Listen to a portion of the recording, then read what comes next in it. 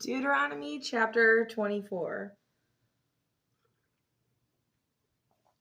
When a man takes a wife and shall marry her, then it shall be, if she finds no favor in his eyes, because he has found a matter of shamefulness in her, and he shall write her a certificate of divorce, and put it in her hand, and send her out of his house. And if she left his house and went and became another man's wife, and the latter husband shall hate her and write her a certificate of divorce, put it in her hand, and send her out of his house. Or when the later husband dies who took her to be his wife, then her former husband who sent her away is not allowed to take her back to be his wife after she has been defiled. For that would be an abomination before Yah, and do not bring her sin on the land which Yah your Elohim is giving you as an inheritance. When a man has taken a new wife, let him not go out into the army, nor let any matter be imposed upon him. Okay, pause.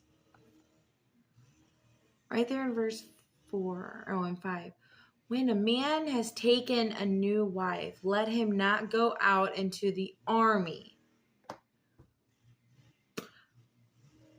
Do you know how many people right now are married and their husbands gone away to the army? Okay. Nor let any matter be imposed upon him. He shall be exempt 1 year for the sake of his home, to rejoice with his wife whom he has taken. No one takes in pledge the lower or the upper millstone, for he would be taking a life in pledge. When a man is found kidnapping any of his brothers of the children of Israel and treats him harshly or sells him, then that kidnapper shall die. Thus you shall purge the evil from your midst. Take heed in an outbreak of leprosy to diligently guard and do according to all that the Kohanim, the Levites, teach you. As I have commanded them, so you shall guard to do. Remember what Yah your Elohim did to Miriam on the way when you came out of Mitzrayim.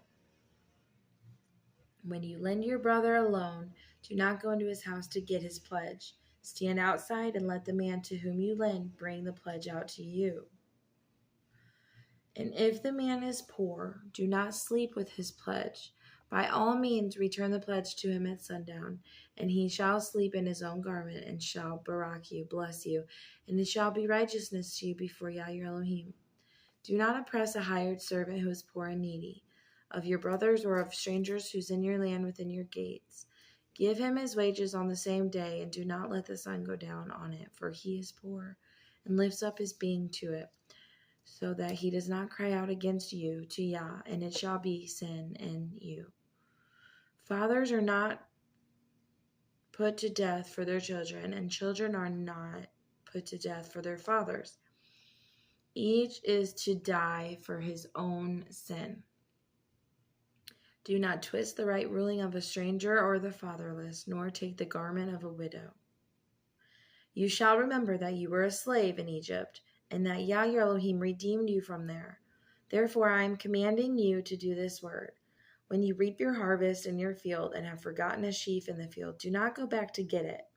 Let it be for a stranger, or the fatherless, or for the widow, so that Yah your Elohim might barak you, bless you in all the work of your hands. And when you beat your olive trees, do not examine the branch behind you. Let it be for the stranger, for the fatherless, and for the widow. When you gather the grapes of your vineyard, do not glean behind you. Let it be for the stranger, for the fatherless, and for the widow. You shall remember that you were a slave in the land of Egypt. Therefore I am commanding you to do this word.